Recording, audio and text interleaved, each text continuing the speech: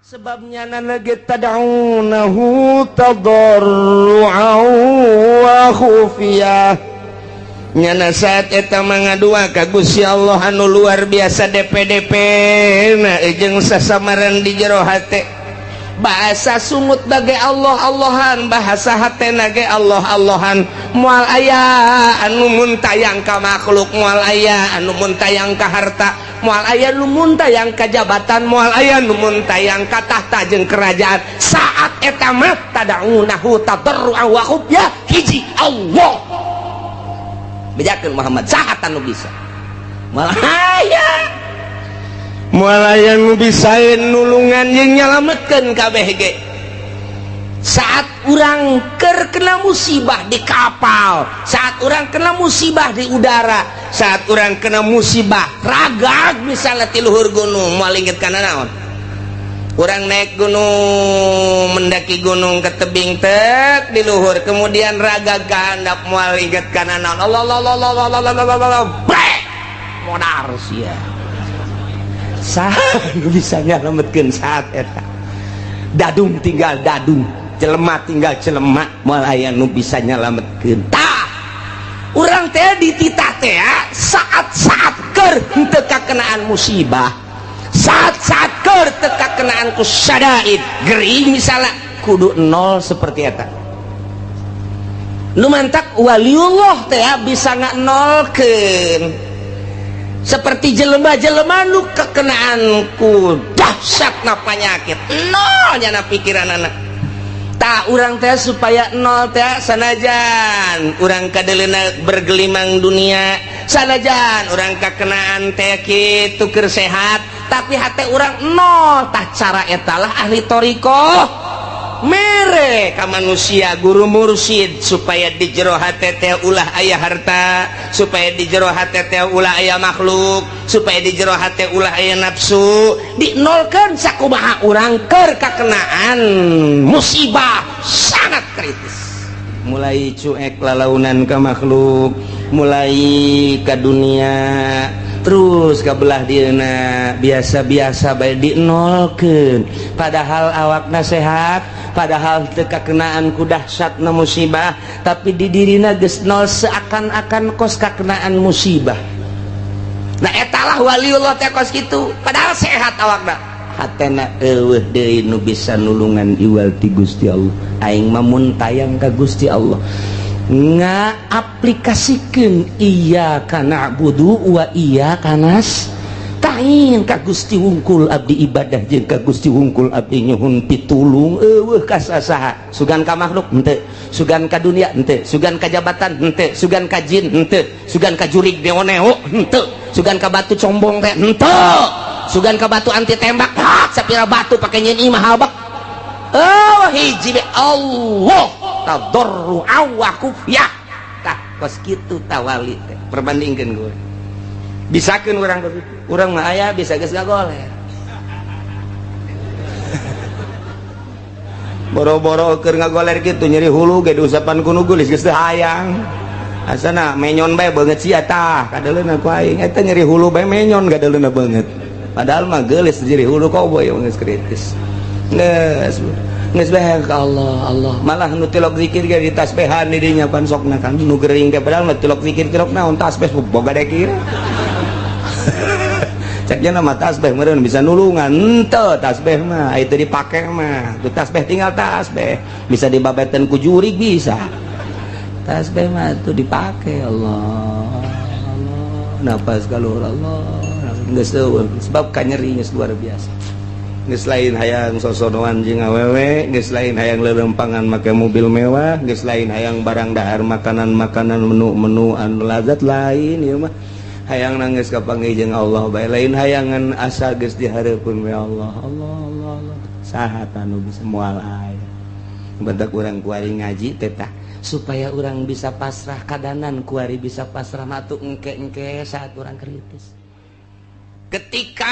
aya kesulitan-kesulitan anu terjadi di masyarakat baik kesulitan-kesulitan alam kadeleuna kumaranehanana aya angin aya batu, aya hujan teureun-eureun, aya badai, aya gempa, minimal lini erosi, kemudian aya tsunami, atawa sandang pangan mahal, atawa paila, atawa keributan. Nah, penyakit coba tah ketika kos kitu saha anu bisa ngaleungitkeun jeung nu bisa nyalametkeun. Bejakeun Muhammad ke ahli Mekah. Bejakeun. Coba Muhammad. Kangjeng Nabi teh titah nanya ka para ahli Mekah khususna mayunajikum min zulumatil barri wal bahr.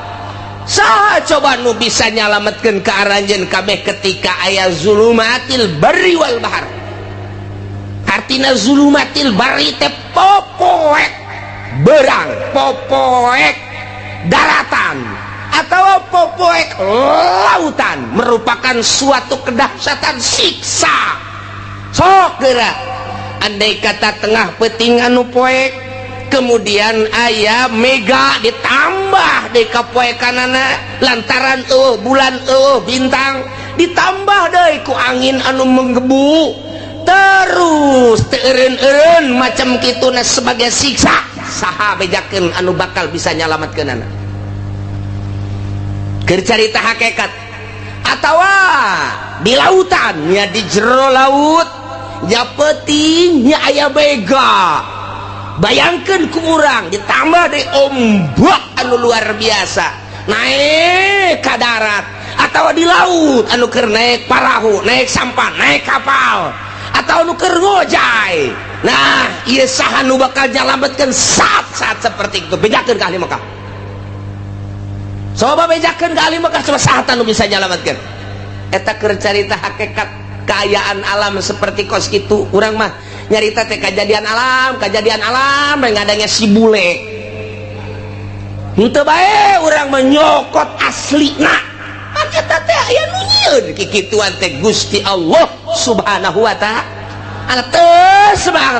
semata-mata kos kitu Gusti Allah, mun teu disababan ku urang sebagai penghuni bumi. Cok geura ge, bejakeun saha tah nu bisa bakal nyalametkeun? Moal aya nu bisa atuh kabeh ge. Ketika ditanya kos kitu mah kabehan ge moal aya nu bisa, lantaran aya jelema naik kapalna oleng luar biasa dahsyat. Keur carita oleng lagi diberitakeun ku nahodana bahwa kapal tidak akan selamat. Kita masing-masing berdoa kepada Tuhan kita kabeh. Allah Allah Allah. Di tengah lautan dek minta tulung ka jelema kumaha? Lantaran di tengah lautan kapal oleng, oyag-oyagan nya peuting deui, nya mega luar biasa. Sinar setik-etik acan parahu atau kapal parem. Sedangkan diberitakan ku nahodana kapal kita ini akan tenggelam. Tamana coba mun tayang jaringan-jaringanana teu bisa lantaran error. Telepon ke mana teu bisa, tinggal ngan ka Allah doang. Nu Katolik jeung nu Kristen ge saat eta mah pasti Allah Allah Allah. Sobat komo nu Islam sanajan nyana tukang mabok, nyana tukang zina, nyana tukang korupsi, ketika kapalna oleh Allah Allah Allah Allah Allah Allah Allah Allahan kajen kumaha ge. Tah saat-saat kos kitu teh saha tah nu bisa nyalametkeun? Atau naik kapal udara biasana lewat Abu Dhabi diberitakeun ku pilot para penumpang yang baik, kapal kita menemui masalah sebab cuaca buruk. Di keatasin ini gelap, di kebawahin angin besar, ditabrakin ke sono. Kita masing-masing berdoa saja. Rasanya cak pilot, rasanya waduh aing geus dah dek pilihan eueuh deui. Kalau kita buang ke kanan ada gunung tinggi, wah mending kayak apa ya sana gunung bae itu mata. Waduh. Kita buang ke kiri laut, wah sarua bae cilaka ieu mah. Udah ini mah tidak bisa kecuali kita berdoa masing-masing kepada Tuhan kita. Waduh atuh geus poho ka anak, poho ka pamajikan. Sangkilang geulis jasa ge pamajikan tetapi Allah asa dihareupeun Allah. Eta keur carita kejadian di udara, kejadian di laut. Kuari kejadian gering urang sadain. Mercy ambalayah di imah, Cadillac ambalayah di imah teh, mobil Hammer kan ambalayah di imah ja urang boga perusahaan. Sawah urang tanah urang satungtung deuleu, pamajikan urang nu di imah, nu di pila, nu di hotel ambalayah lobana luar biasa. Urang kaserang penyakit jantung atau darah tinggi ditambah ku manis. Sama pupurian ya Pak.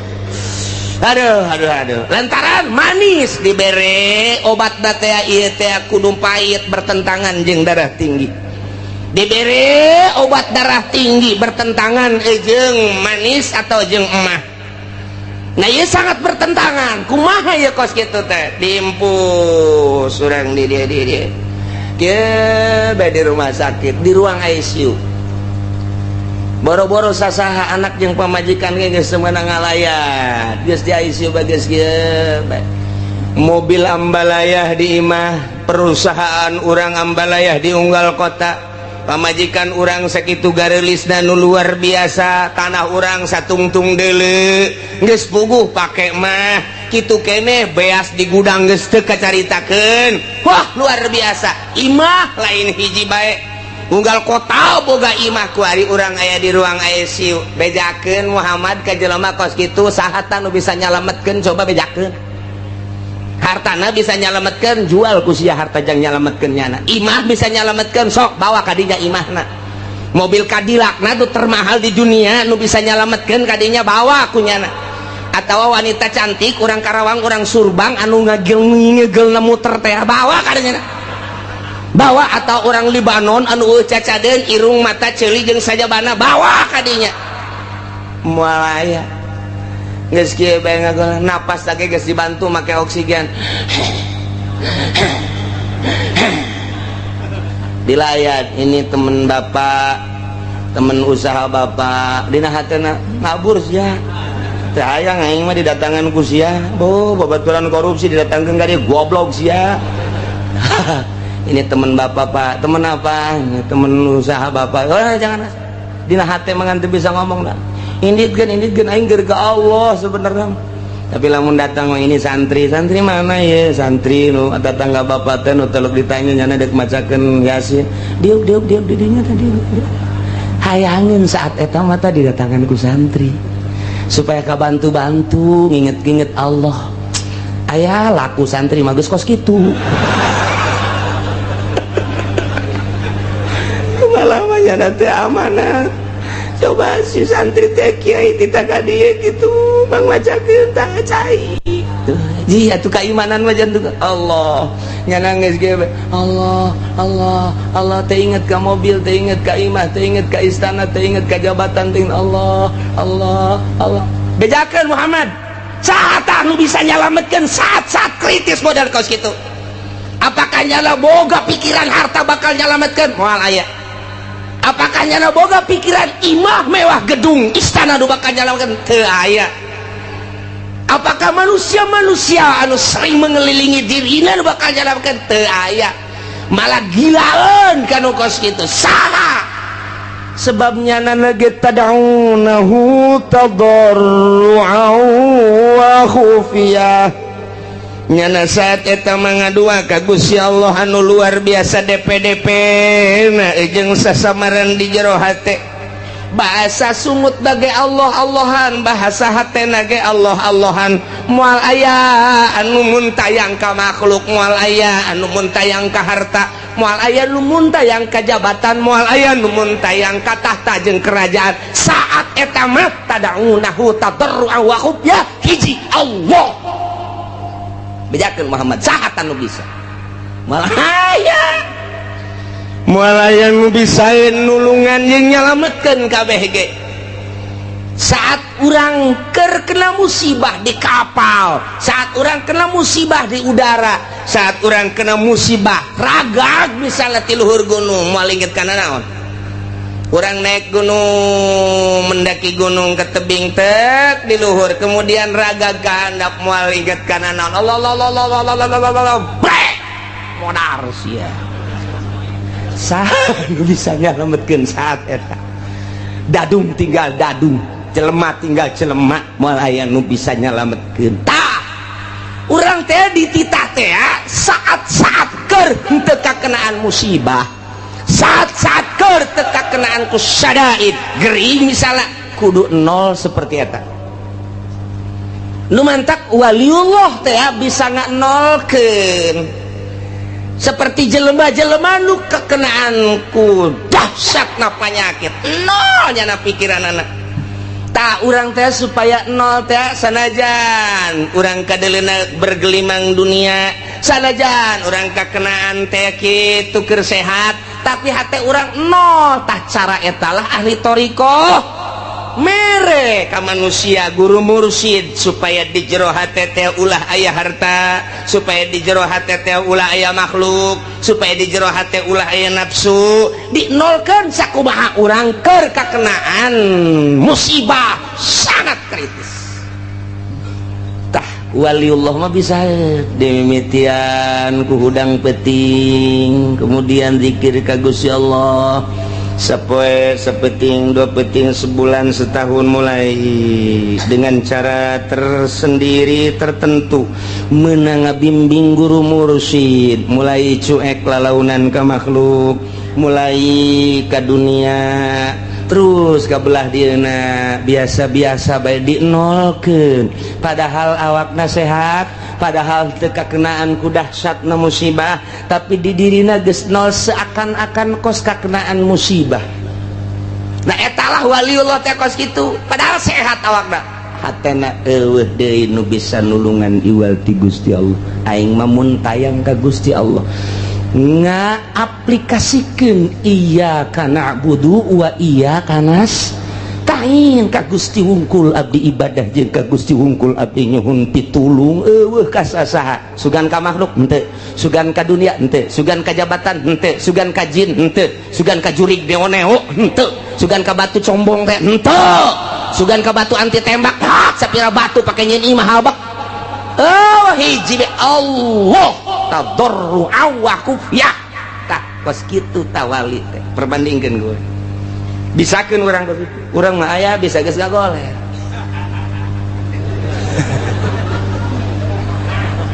Arawas beraga daing keur ka Allah recok kakena teh tipi pareuman tipi ngagoler badi nungguan bawa isuk bae sore. TV ya we pindahkeun mudah pindahkeun abah nek zikir we ka Gusti Allah puyeng abah mah asa-asa na nek di ka Allah kan, padahal mah TV loba mobil moga segala rupa. Awaskeun pamajikan lagi datang ka dieu lah itu perlu amat mah geus ini teh jaga sewa rasa tuh kos kitu mah tuh diusapan tinggal diusapan ngeunah teh keur sehat. Boro-boro keur ngagoler kitu nyeri hulu ge diusapan ku nu geulis geus teu hayang. Asana menyon bae beungeut sia tah kadaleuna ku aing eta nyeri hulu bae menyon kadaleuna beungeut. Padahal mah geulis nyeri hulu koboy geus kritis. Geus bae ka Allah. Malah nu tilok zikir ge ditasbehan di dinya pan sokna kan nu gering ge padahal nu tilok zikir tilok naon tasbih boga dekir. Ceknya nama tasbih meureun bisa nulungan henteu tasbih mah itu dipake mah tu tasbih tinggal tasbih bisa dibabeteun ku jurig bisa tasbih mah itu dipake Allah napas kaluhur Allah geus sebab kanyeri geus luar biasa geus lain hayang sosodoan jeung awewe geus lain hayang leurempangan make mobil mewah geus lain hayang barang dahar makanan menu anu lazat lain ieu mah hayang nangis kapanggih jeung Allah bae lain hayangan asa geus dihareupeun we Allah saha anu bisa moal aya badak urang kuari ngaji tetah supaya orang bisa pasrah kadanan kuari bisa pasrah matu engke saat orang kritis ji ja orang ge bakal modar sarua bae je emang parang sana kumaha meureun sakna mah masih kena SMS-an kana tolol teu budak mun bisa mah kuari mun teu bisa engke saat urang ngagoler Muhammad bejakeun saat anu bisa nyalametkeun moal bisa kulantaran atuh anakna ieu tanggap terus diobatan rada bray cager rada deres puyeng rada tanaga rada aya ceng remote mana sial teh urang Cikupa geloblon remote naon ki remote TV mana remote TV emang laki deket TV kesel abah TV kadegeun nu gede TV na setel seserian tolol menikmati kamara kakara kamari saminggu ka tukang awaskeun TV garieun jangan awas kuari barang leungit TV remote na mana mun aing jadi incuna di talian gua aing jelema teh kos itu percis eta teh lain batur sia ya Karim ya urang kasinggung ku Quran ya masyaallah pohara jasa ya Allah teh kos kitu tangga bejakeun ka urang percis ya Allah ya Rabbi bejakeun Muhammad saat di lautan saat anu bisa ngabebaskeun jeung nyalametkeun di saat udara di udara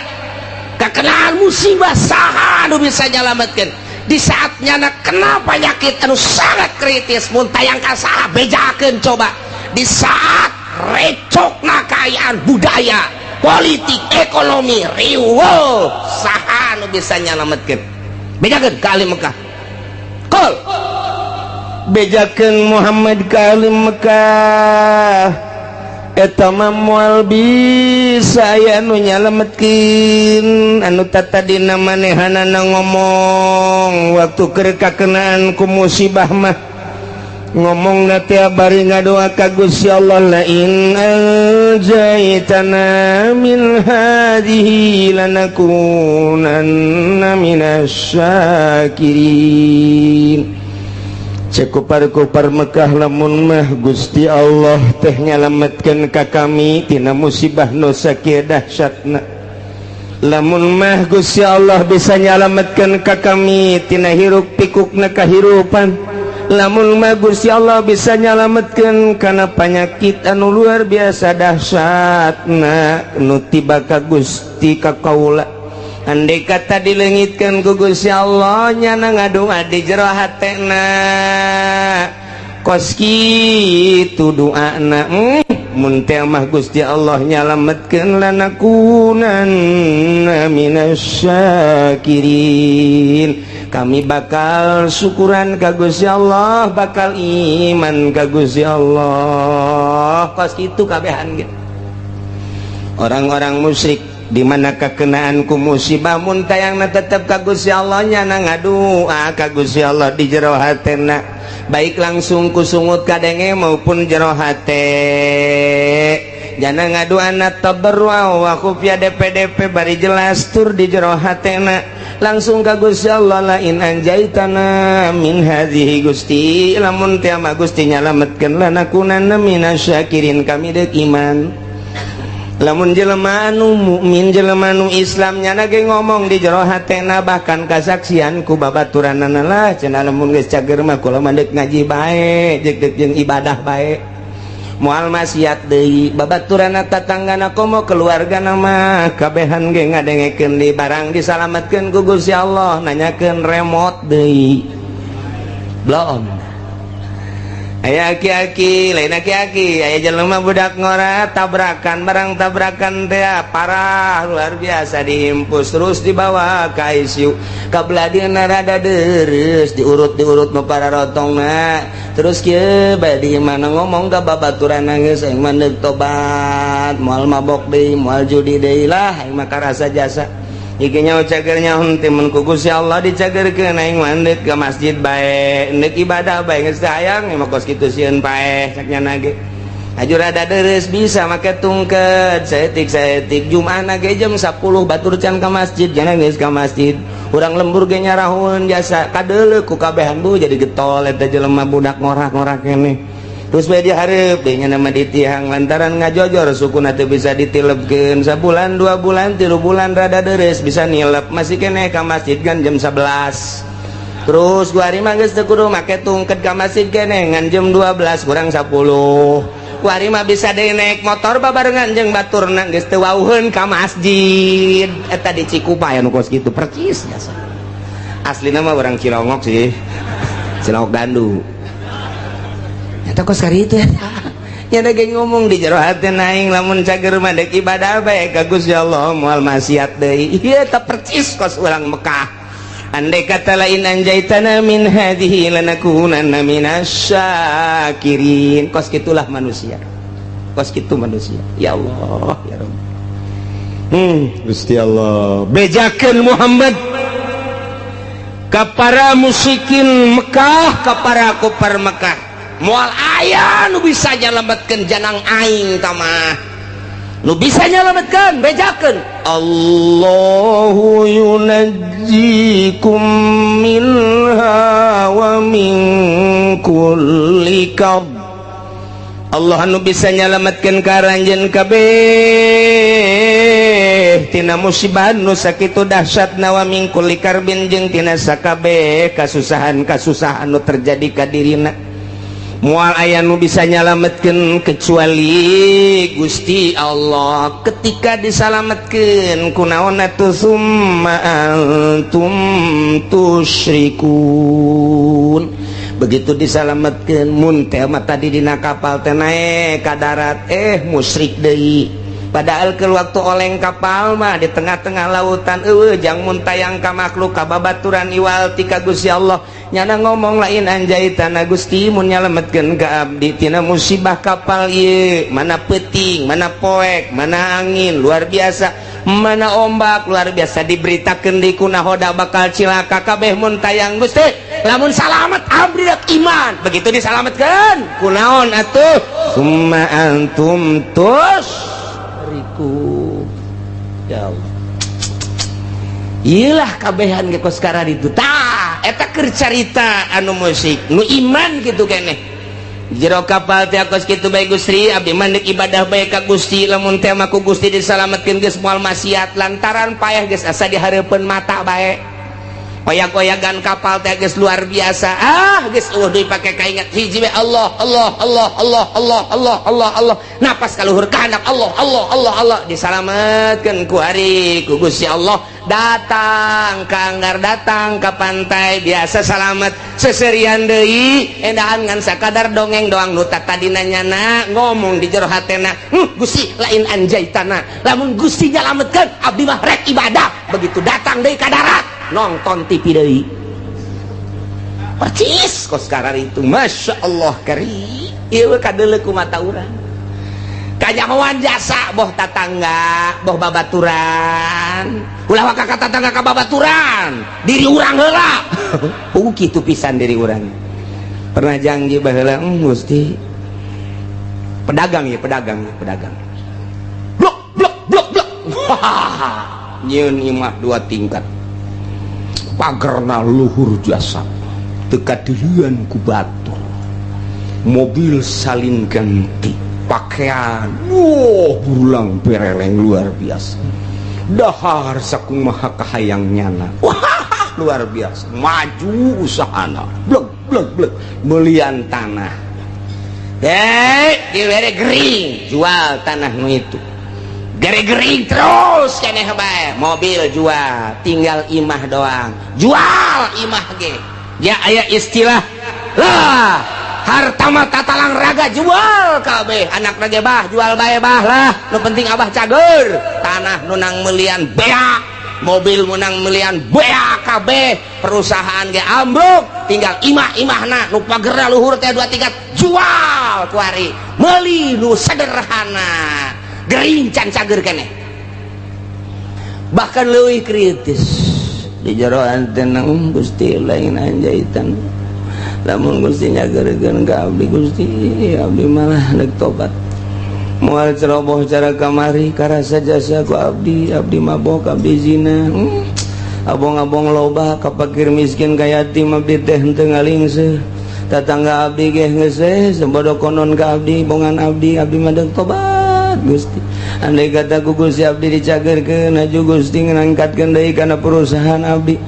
sakumaha biasa deui geus abdi mandek 180 derajat hirup abdi teh deuk ibadah ka Gusti abdi rek peduli kana zakat rek peduli ka fakir miskin ka yatim piatu tatangga abdi ku abdi lah deuk disumbang bae geus abdi mah hayang geus kitu bae Gusti cageurkeun Gusti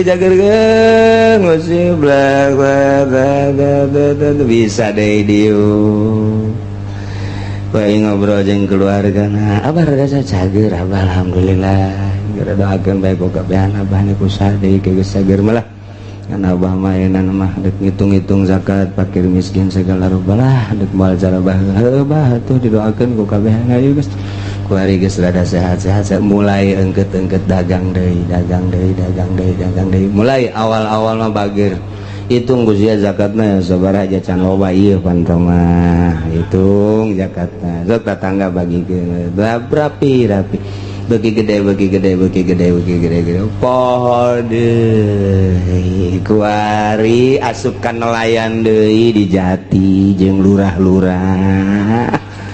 asup deui kuari kabarbar asup deui kuari ancup deui tah eta kamari mah lain anjaitana Gusti lamun nyageurkeun ka abdi lanakunana minasyakin abdi deuk ibadah ka Gusti tapi kunaon begitu dicageurkeun janjana ge nyaho nu nyageurkeun teh Gusti Allah summa antum tusyrikun endahan ambalayah deui lain saeutik teh di lemur urang nu kos kitu kanyahoan kasaksian ku urang teh ambalayah hampir 99,9% kitu jasa ya Allah bejakeun Muhammad qul huwal qadiru ala ay yab'asa alaikum azaban min fawqikum aw min tahti arjulikum aw yalbisakum syi'an wa yudhiqa ba'dakum ba'sa ba'd Muhammad bejakeun ka para kafir-kafir Mekah lamun terus bae musyrik ka aing teu percaya kana ajakan anjeun teu iman kana ajakan aing cak Gusti Allah bakal nurunkeun siksa 4 perkara supaya katembong ku balerea kakawasaan aing ka maha dahsyatan aing ka maha sagala-galaan aing lantaran nya mempermainkan ka aing kamari ngadoa ka aing kuari musyrik ka aing kamari minta ka aing kuari minta ka jabatan kamari DPDP ka aing kuari DPDP ka manusia ka makhluk ka batu ka kayu kan eta teh mempermainkan aing bejakeun Muhammad hayang dauleuh ka karawasaan aing bakal nurunkeun 4 siksa ya Allah qul bejakeun Muhammad wal qadiru ala ayyab'asa alaikum adaban aing maha kawasa aing bahasa gala-gala cak Gusti Allah lamun kitu bae petana aing bakal nurunkeun ka makhluk khusus ka urang Mekah umumna ka saha bae siksa 4 perkara bener kahiji azaban min fauqikum siksa nu timbul ti luhur bentukna engke aya hujan teu eureun-eureun nyepoe hujan banjir ka buah wacaa siksa wae atawa hujan batu cara ashabul fil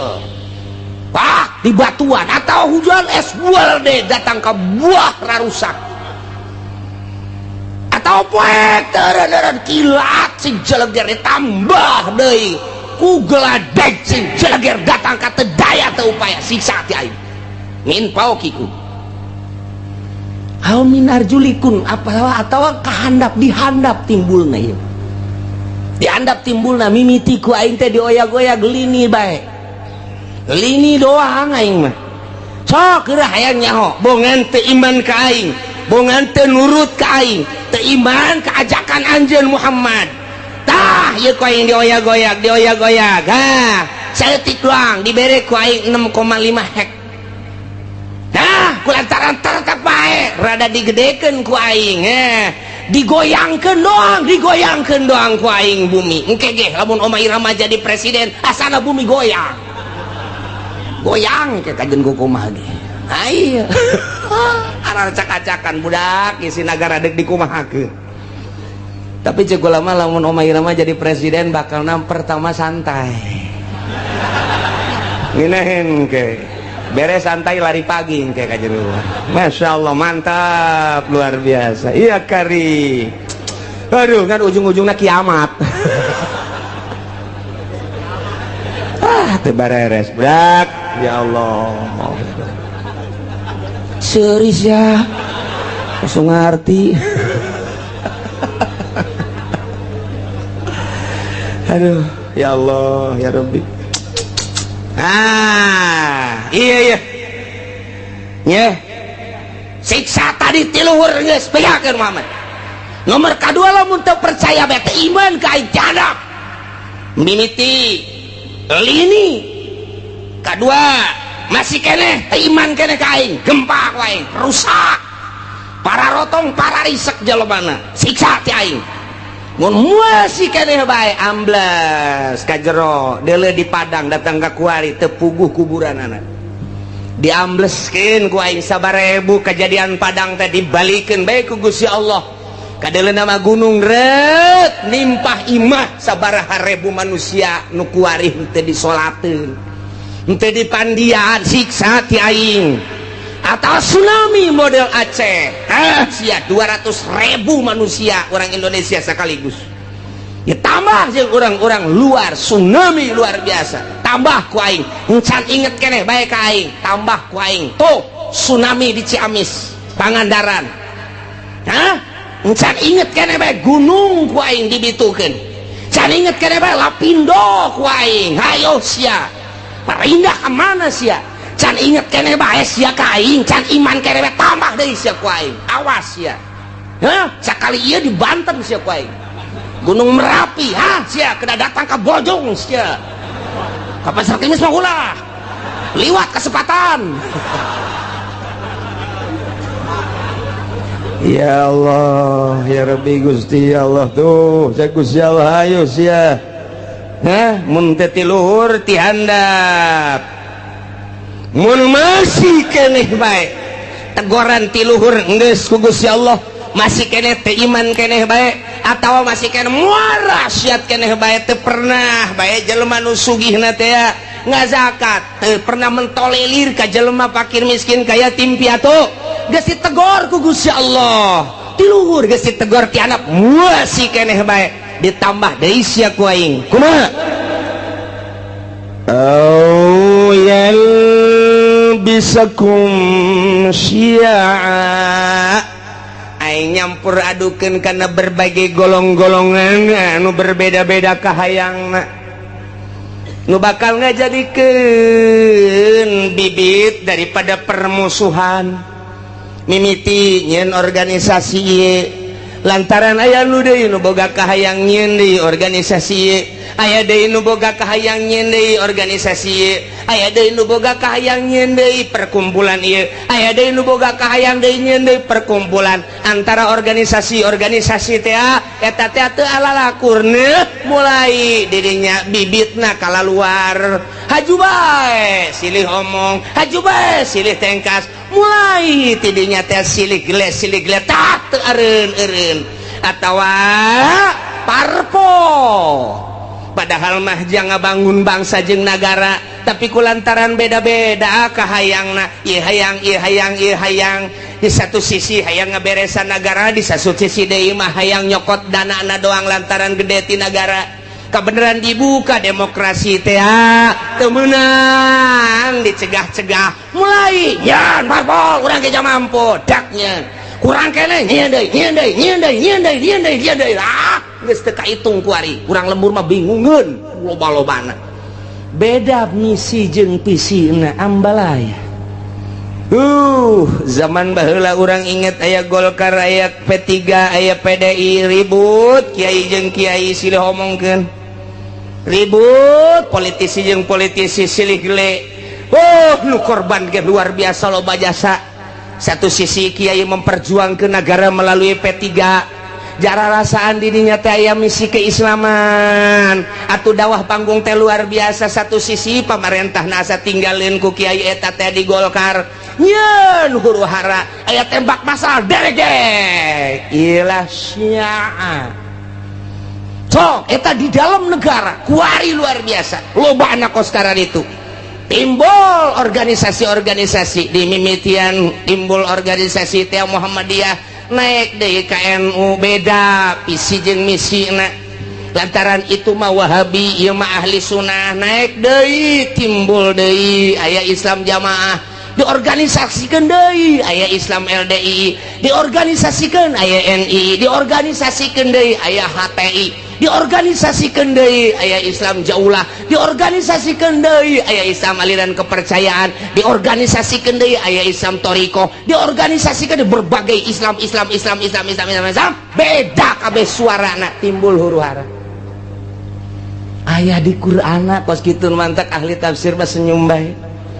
teh aneh ja Gusti Allah geus nyaritakeun lobana kahayang merupakan siksa lantaran naon poho ka Gusti Allah kabeh di balik jeung organisasi aya udang iya aya udang di balik batu tah eta mah kos kitu tah nah nu mentek nyen organisasi sok geura desek komo dek aya kepentingan negara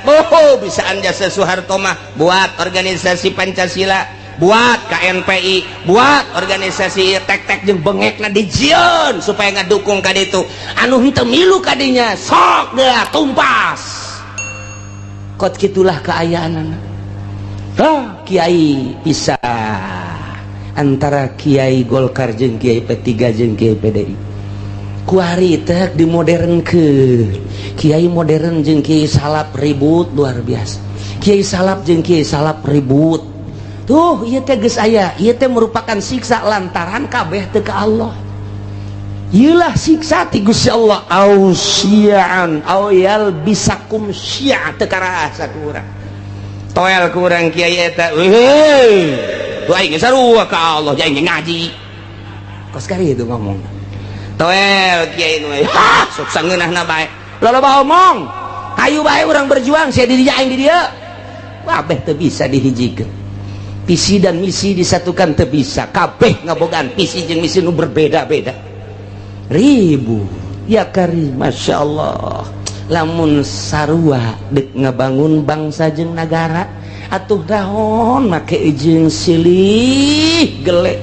silih tumpas silih omongkeun silih ajukeun ya Allah ya Rabbi kuari geus 3 di Indonesia anu maktak ngajadikeun huru hara besar KPK polisi hiji deui naon hayu sia kuari geus jadi 3 ngakar tek geus masyaallah geus teu bisa naon kitu ngaranna harmonis kuari teh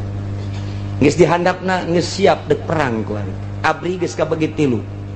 pihak iya pihak itu pihak iya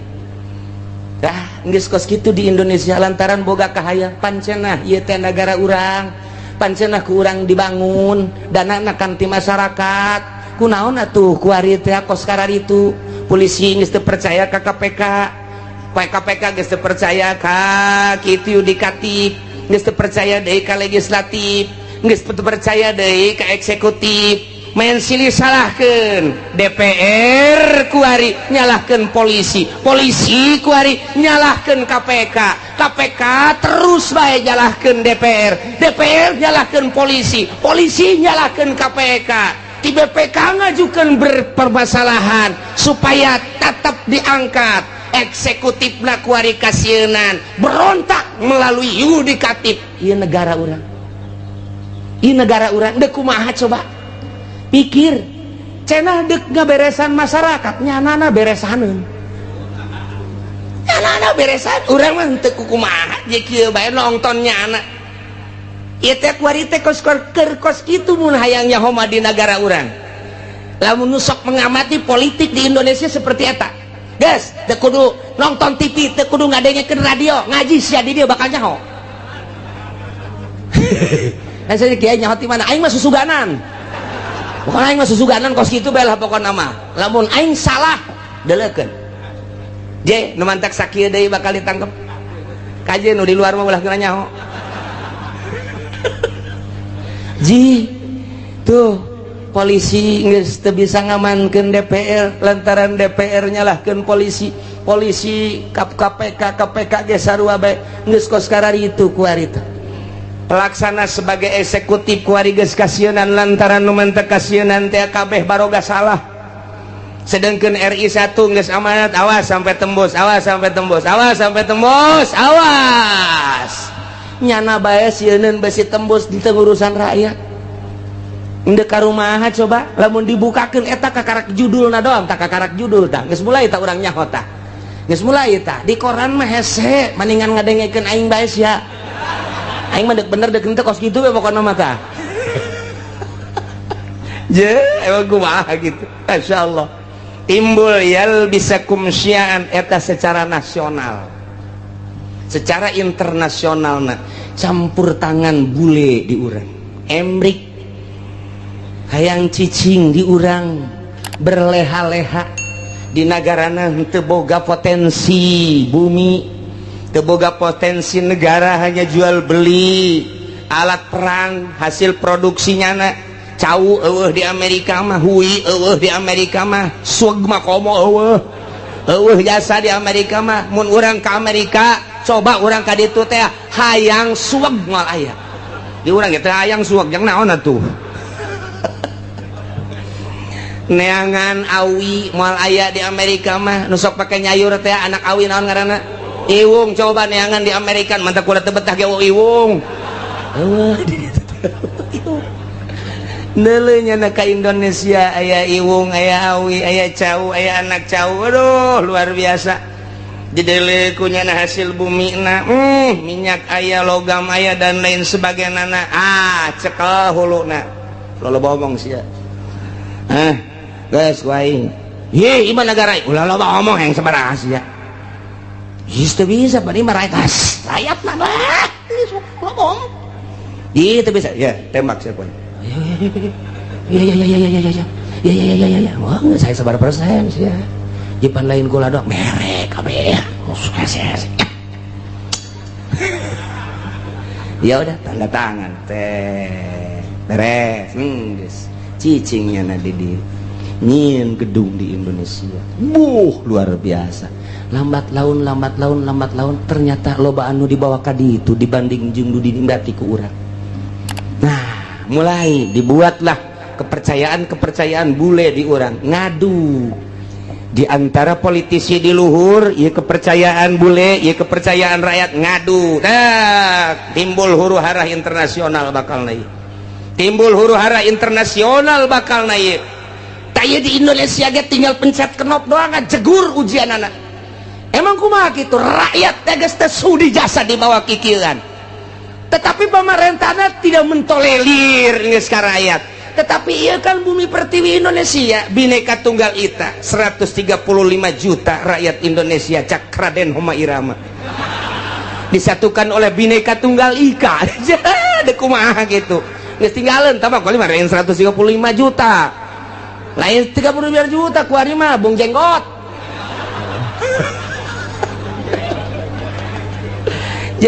nah iya huru-hara internasional geus mendekati di Indonesia terjadilah di luar Indonesia dulu Irak akibat yalbisakum syi'a wa yudhiqa ba'dakum ba'sa ba'd dibere nyicipan ku Gusti Allah siksa sebagian bangsa jeung sebagian deui kuari mah serang kital peperangan ieu geus dibejakeun ku Gusti Allah tak ieu ayatna ulah kaget lantaran nu hiji nyembah ka Gusti Allah Irak Baghdad nu hiji nyembahna ka patung beda potensi nu aya di Irak lobar luar biasa lobana. Amerika teu bogaeun di dinya teh tah di dieu teh panas Amerika serang geus dikibarkeun bendera salib perang luar biasa di dinya muatanna loba. Diawali ku potensi bumi nu dipake kahayang ku Amerika lantaran teu daya teu upaya supaya menggebu. Nah bendera salib perang salib kuari dipaekeun perang lah dahsyat ti ditu modar ti dieu pae wabeh ngaran-ngaran perang mah pararaeh bae yal biasakum syi'a wa yudhiqu ba'dakum ba'sa ba'd. Ditimbulkan ku Allah bakal siksa. Siksana kumaha? Ialah diaduk-aduk ku Gusti Allah melalui syi'an organisasi golongan-golongan wa yudhiqu ba'dakum dibere ngasaan ku Gusti Allah sebahagian bangsa ba'd ku siksaan sebagian bangsa deui perang multinasional jeung Irak dia kasaksian ku urang selesai eta berangkat deui Libya selesai Libya Syria suara nu datang ke urang geus macem-macem urang mun maca koran lokal mah kos kieu mun maca koran internasional mah kos kieu mun maca berita-berita mah kos kieu tinggal urang bae bingung sementara nu boga berita asli nu bogana adalah Amerika. Urang teu daya teu upaya soal berita aya ge selundupan berita-berita nu asli apa iya apa tidak mulailah dikaburkeun. Bashar Assad teh merupakan Fir'aun lah. Satu sisi Bashar Assad ia adalah memperjuangkan bangsa jeung negara melalui agama Islam. Satu sisi jaritakeun Bashar Assad teh ia adalah Syiah anu luar biasa. Satu sisinya nama Wahabi, satu sisi deui Ahli Sunnah wal Jamaah. Nu jelas mah urang kebingungan kabeh. Supaya naon? Supaya mendukung ke Amerika. Teu nyaho keaslianana kumaha? Tah kos gitulah yal bisakum syi'a wa yudhiqu ba'dakum ba'sa ba'd perang dia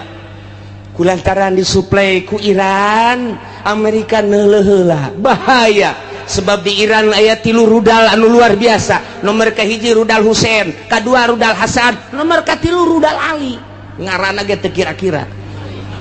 ngarana teu kira-kira rudal Husein lamun diberangkatkeun datang ke Amerika rudal Hasan bisa ngajegur jang Amerika rudal Ali mah bisa neangan musuh susulundupan ndeu kumaha coba hayu cek Amerika kekeketaan heula jieun heula coba hayang nyaho ku urang sok pancing melalui Israel berangkat der jeung Palestina menang Amerika eta teh begitu dahsyat luar biasa. Nah Palestina supply dar hanya 9 hari Israel kabur tinggal cek Amerika angkat ulah bahaya kita cari dulu lain eureun neangan kelemahan kos gitulah ieu keur carita yal bisakum syi'a wa yudhiqu ba'dakum ba'sa ba'd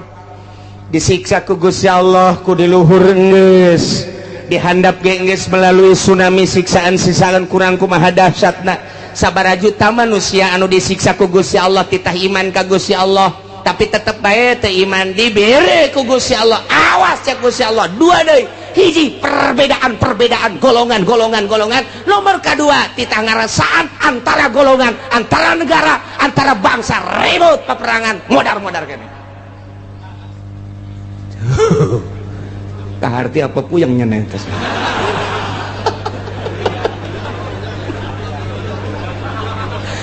interest orang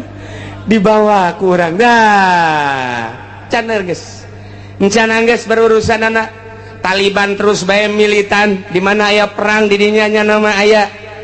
Osama bin Laden geus eueuh ditambah deui kuari tetep aya ditambah deui ku organisasi HTI secara internasional jauhlah ge secara internasional araya di tiap-tiap peperangan teh berbagai organisasi ja peperangan kamari bae di Israel orang Indonesia bagi aya ka ditu kok nyemplos ka ditu model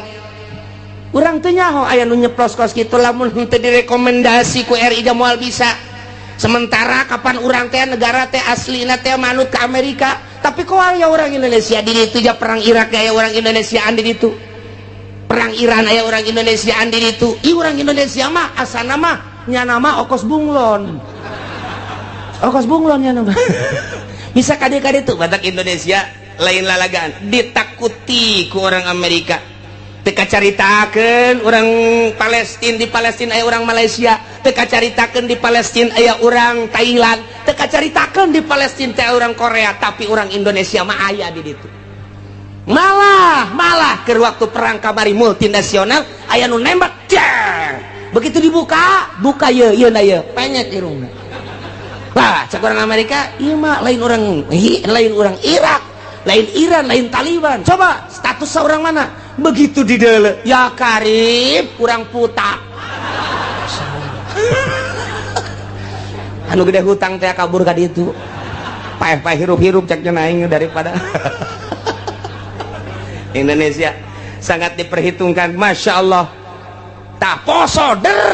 ribut poso nasional teman-teman, tapi berbau internasional. Saha nu lempang ka poso ternyata aya sababaraha organisasi dilarang ku pemerintah, tetep bae datang ka ditu.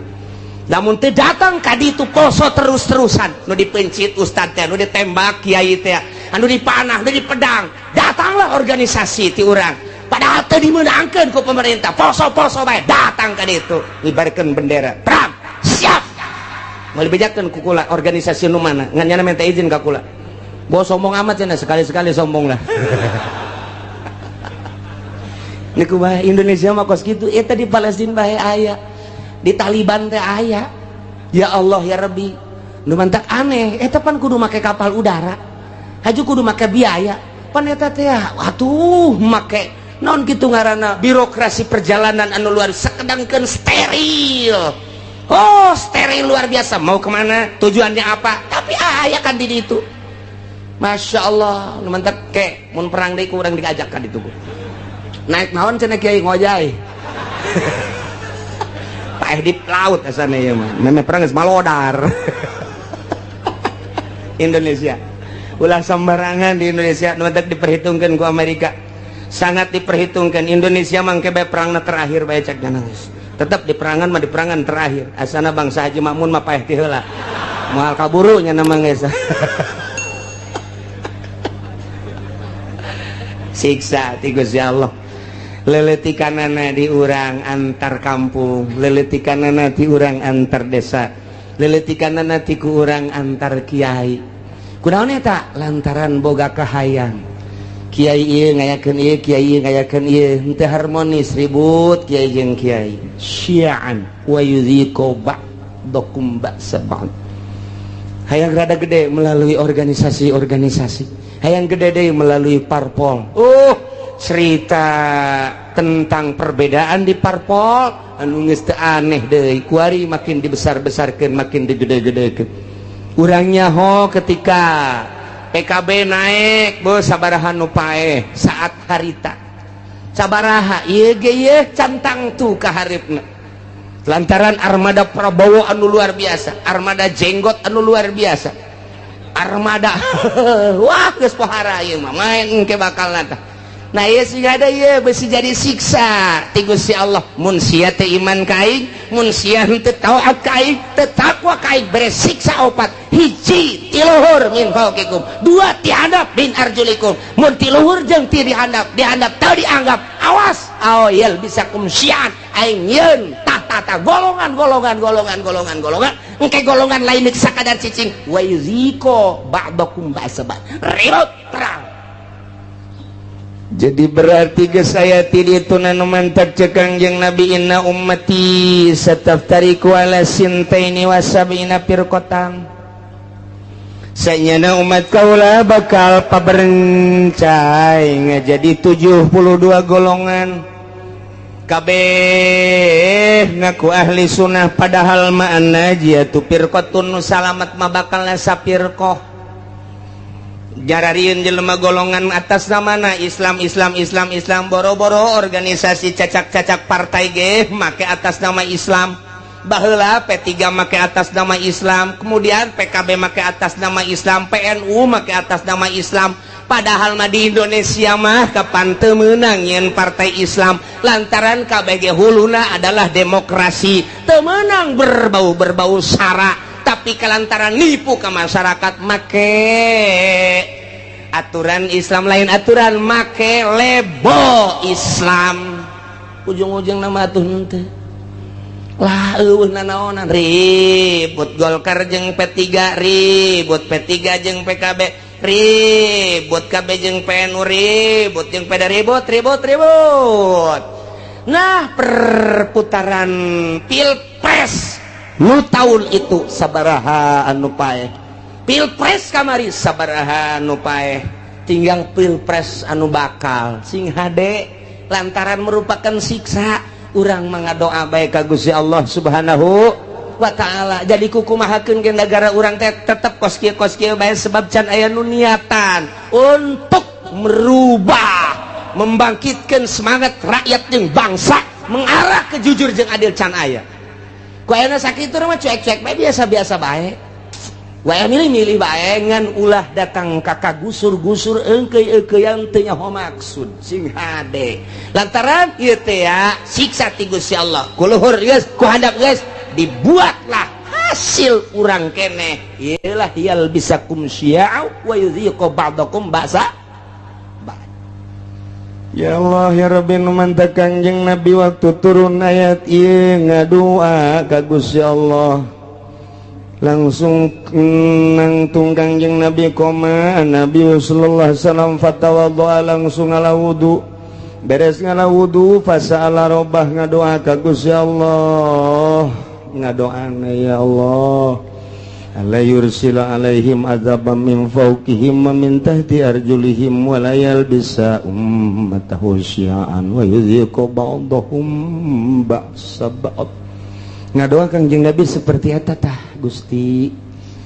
ulah diturunkeun ka umat abdi siksa ti luhur ulah diturunkeun ka umat abdi siksa ti handap ulah diturunkeun ku Gusti siksa anu campur aduk berbagai golongan organisasi sehingga ribut ko ba'dahum ba'sa ba'd ulah ribut antara bangsa abdi jeung bangsa abdi umat abdi jeung umat abdi Gusti nyuhunkeun ka Gusti ngadoa Kangjeng Nabi teh lantaran dibukakeun hijab ku Gusti Allah teh ribut kampung jeung kampung desa jeung desa kabupaten jeung kabupaten provinsi jeung provinsi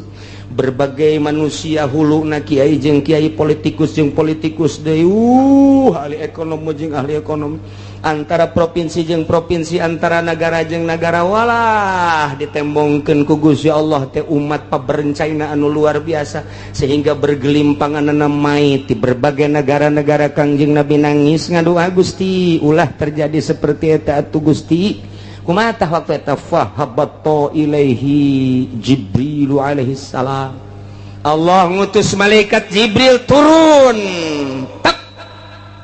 bijakeun Jibril ke Muhammad ya Muhammadu innaka sa'alta rabbak arba'an anjeun teh ngadoa ka Gusti Allah nyuhunkeun supaya disalametkeun tina opat rupa tadi siksa ti luhur siksa ti handap siksa golongan-golongan jeung siksa peperangan-peperangan antar bangsa nah fa'atauka isdatain wa mana'aka isdatain nu dua ku Gusti Allah diijabah nu dua mah henteu bebeja malaikat Jibril dua diijabah dimuhunkeun ku Gusti nu dua henteu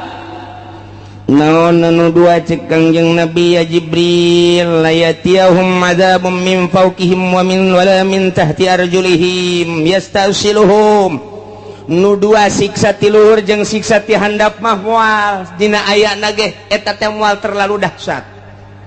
siksa ti luhur paling aba-aba doang siksa ti handap paling aba-aba doang sekali-sekali digempakeun eta mah hanya sebagian kecil cek malaikat Jibril disunamikeun hanya sebagian kecil moal terus-terusan Gusti Allah nyiksa seperti eta mah moal nu dua diijabah nah cek Kangjeng Nabi lantaran nu dua eta mah fa innahuma adzaban likulli ummatin istajma'at ala takdzibi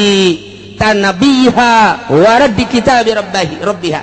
lantaran nu dua eta mah patalina jeung keimanan ka pangeran jeung keimanan ka kitab pangeran geus urusanana di pangeran teh mah lantaran nya teh iman bae atau maksiat bae teu percaya karena Al-Quranul Karim atau ngerubah status hukum Al-Quranul Karim ku Allah dibereng ke tiluhur jeung tiandap ala kadar doang Muhammad tama moal dahsat jasa moal nu dua mah tetep diijabah sanajan aya ala kadar anu dua deui nah lamun nu dua deui mah Muhammad eta mah ceuk Gusti Allah ditahan tamah walakinnahum yalbisuna syi'an wa yudhiqu ba'dahum ba'sa ba'd nu dua ieu mah hiji bakal timbul golongan-golongan eta mah teu diijabah ku Gusti Allah. Nomor kedua bakal ribut antara umat, antara agama, antara bangsa eta moal diijabah teu diijabah tetep tama bakal terus bae eta mah. Bahkan wa yudhiqu ba'dahum ba'sa ba'd bakal ngarasakeun peperangan antar negara jeung negara. Geus aya ti ditu nu mantak ahli tafsir mah ketika perang Irak Amerika taneh, ketika perang Libya taneh, perang deui Palestina taneh, lantaran geus aya dina Al-Qur'ana ayal bisakum syi'an wa yuhiqu ba'dakum ba'sa ba'd.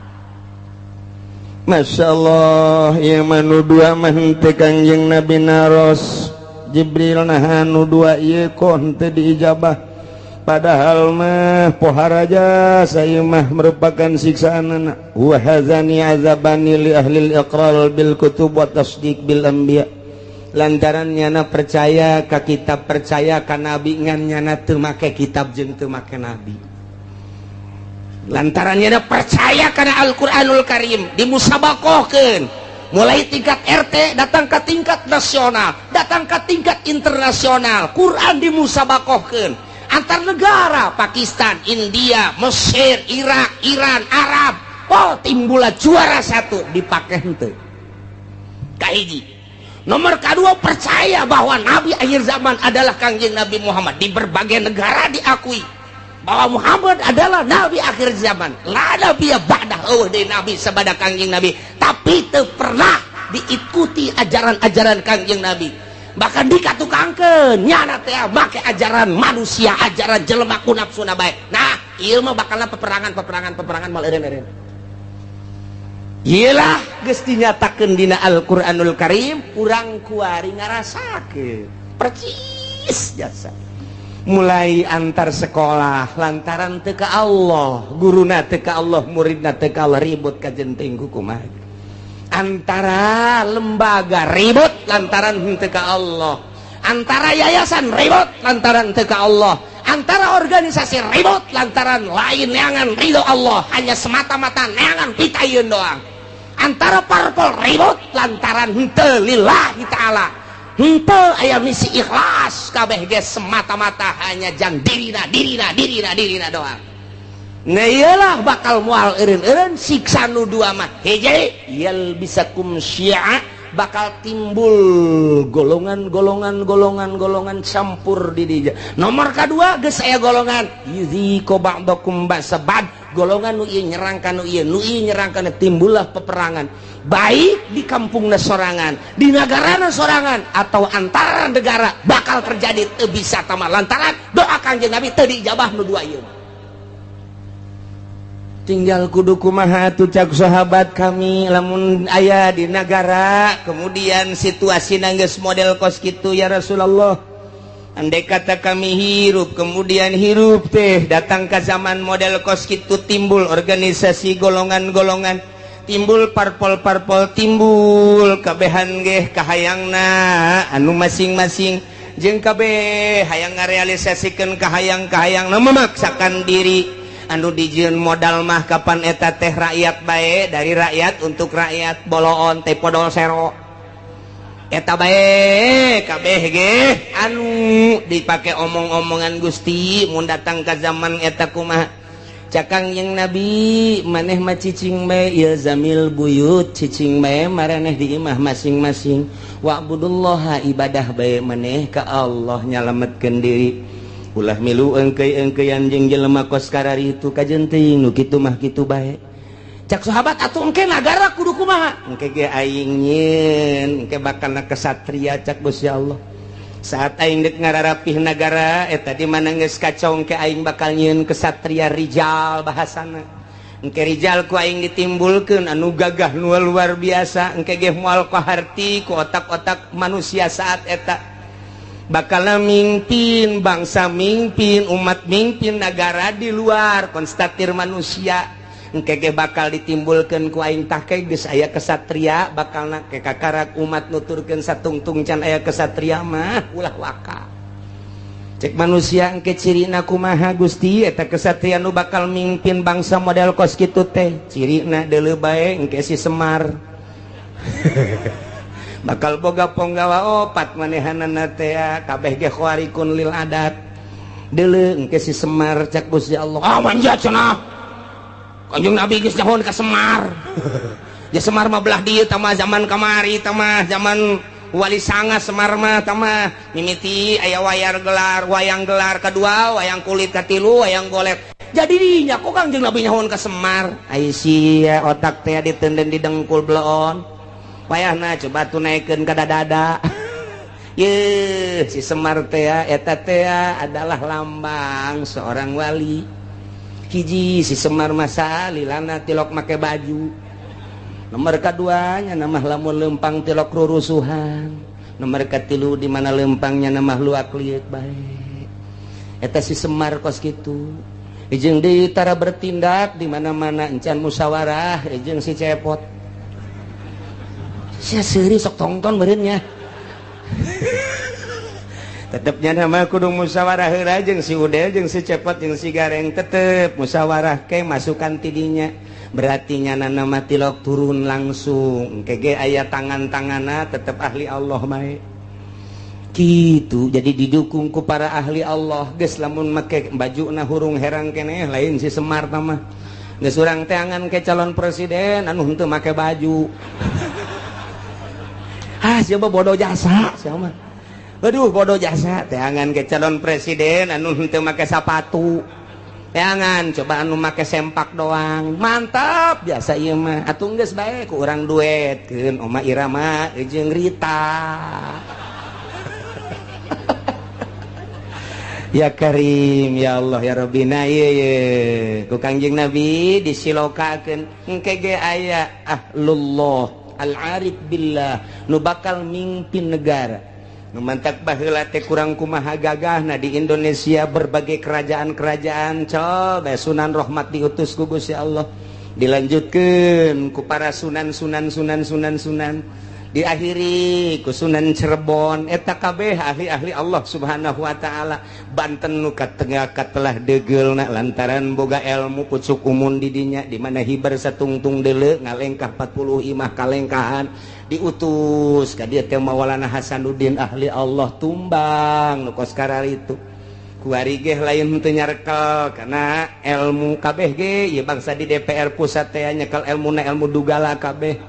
lantaran manehanana ditembak supaya ngebul di anu supaya anu nyekelna ilmu kararitu wungkul lantaran ieu nu kuari mah tapakna kabeh ge di Pelabuhan Ratu jeung Nyi Roro Kidul. Masya Allah satungtung can kadeuleu ke bakal aya kiai ge menyuarakeun kiai nu asli ikuti kurang lamun di deuleu kamari eta Gus Dur teh kosi Semar ja percis kosi Semar coba ge amati coba ge amati ku tukang wayang makanya hoan satungtung can aya ulah waka lantaran ieu mah raradutan kabeh ge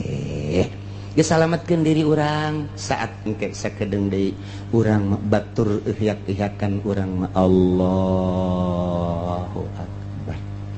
batur kampanye urang mah salat duha bae Allah duitna mah cokot teh tah sia mah sok kitu bae sih blon jadi benerna ieu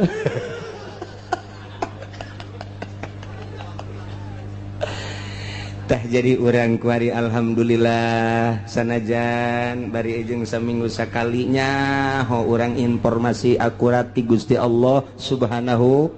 wa ta'ala khususna dakwah ka umat di Mekah baheula umumna kuari ka urang balerea ternyata ketika ditegor didakwahan ku Kangjeng Nabi teu iman teu percaya datang ka kiwari ge kitu bae bakal dibere opat rupa. Hiji adzabam min fauqikum, tiluhur bentukna engke mungkin hujan, mungkin bae gledek, mungkin kilat, mungkin hujan batu, badai dan lain sebagainya, angin topan, angin beliun dan lain sebagainya, atau tiana mancercai, gempa, erosi dan lapindo kabeh jadi embak. Nah ieu ditegur ku kitu masih kene maksiat bae ka Gusti Allah bakalna ditimbulkeun yal bisakum syan. Nah nu jelas mah nu dua mah ku Gusti Allah diminimalkeun diijabah doa Kangjeng Nabi, tapi nu dua mah teu diijabah kuari ku urang kasaksian kuari dardir durna kasaksian jasa kuari ieu lah keur memeujeuna ayat ieu pas jasa kabeneran jasa urang hirup pas di zaman model nu dicaritakeun ku Gusti Allah melalui Kangjeng Nabi urang Kangjeng Nabi Muhammad sallallahu alaihi wasallam nu mantak unzur kaifa nusarriful ayati la'allahum yafqahun. Pikirku anjeun kumaha Gusti Allah ngajelaskeun kana dalil-dalil kekawasaan Gusti Allah. Allah mah maha kawasa, moal aya nu bisa nyalametkeun di awalna ge tadi ketika saat-saat kritis saha nu bisa nyalametkeun. Ketika dahsyatna siksa, dahsyatna penyakit, dahsyatna musibah. Nah ieu teh baik ti luhur maupun ti handap atawa dibentuk ku berbagai organisasi atawa ku parpol eta teh merupakan siksa-siksa anu dijual mah rakyat jeung bangsa jeung nagara, padahal mah ajang beuteungna masing-masing eta teh siksa dikorbankeun rakyat hanya demi seseorang, dikorbankeun rakyat hanya demi golongan. Tah eta teh nang Gusti Allah tah deuk mun tayang ka saha cek Gusti Allah aing teh keur nembongkeun ka maha kakawasaan aing. Ku aing dijujurkeun jeung diadilkeun nang aing dihancurkeun ge deuk teu dijujurkeun dibangkalarkeun nang aing. Unzur pikir ku sia, pikir ku anjeun, pikir ku maneh kaifa nusarriful ayati kumaha aing geura ngabulak-balik ngajelaskeun dalil-dalil, baik dalil nas Al-Qur'an langsung dibaca maupun dalil langsung kejadian-kejadian alam atau manusia nu buang kalara. Deuleu maksudna naon? La'allahum yafqahun, supaya nyararaho bahwa anu ngagular-gilar ngabulak-balik anu ngarobah-robahna ieu nagara jeung manusia teh lain sasaha iwal ti Gusti Allah subhanahu wa ta'ala. Anak itu berarti ulah mun tayang kajaba